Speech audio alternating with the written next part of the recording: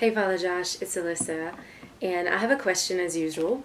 I've been studying Mary's role within the Bible, just trying to understand Our Lady a little bit better. And I've missed things along my own journey in the past couple years. And I came across some words of Mother Teresa that I'm just curious to see, where you can point me on this. Mother Teresa was talking about the crucifixion, she was talking about the cross, and many things I agree with. And then she gets to this part, and I'm hoping you can shed some light on where she is coming from. She says the terrible loneliness on the cross, the terrible feeling of pain for his mother while he's on the cross. I'm just wondering where that comes from. I think in my readings of the scripture, I don't remember him. I don't know. I just don't remember that part. So I'm hoping that you can point me to where, this is in scripture where Mother Teresa is getting this, and because she obviously coordinates this with the love he has for us as well. So I look forward to hearing what you have to say, and you always have some wisdom to give. Thanks very much. Hey, Alyssa, I got your message about Jesus Christ on the cross and Our Lady's role. In the message you sent me, you read me a quote from Mother Teresa in which she said, the terrible loneliness on the cross, the terrible feeling of pain for his mother while he is on the cross. And you asked, where is that in the scriptures, that pain he must have felt for his mother? I think we have to go deep and first look in the Acts of the Apostles. In the Acts of the Apostles, chapter 9, verse 4, Saul is persecuting the Christians. And when he's persecuting the Christians, Jesus Christ, he appears to him and he says, Saul, Saul, why are you persecuting me? He didn't say, why are you persecuting the Christians? He said, why are you persecuting me? Because Jesus Christ directly identifies himself with his people, with his body. So when his body is being persecuted, he's being persecuted. In the Gospel of John, chapter 17, Jesus Christ prays to the Father and he says, I desire that they be one as we are one.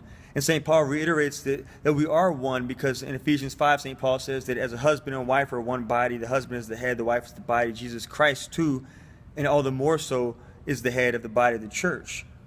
Now, what does all this have to do with Mary? Well, as we know, Mary is the first Christian, the first disciple. She's the only person to ever journey with Jesus Christ from his conception all the way to his death, from the high moments to the low moments, from the miracles to the desolation, to the darkness, to the dryness, right? She was there during it all. And he was her best friend. Now, just because she was full of grace, as the angel Gabriel says in the Gospel of Luke, it doesn't mean that she was spared from experiencing sentiments of pain and suffering, right? Jesus Christ himself wept when his friend Lazarus died. So Our Lady, who was with Christ throughout his entire life, who was so close to him, his mother, of course she had her heart pierced, as Simeon said would happen to her, whenever she saw that his best friends abandoned him, his best friends betrayed him, his best friends denied him, his best friends rejected him, and then she witnessed him being crucified on the cross. The utter darkness that Mary must have experienced, encountered at that moment of her heart being pierced, the wrenching moment for a mother to witness this in her son's life, the loneliness she must have felt knowing her son was about to die. Even though she knew he was going to rise from the dead, right? She had faith.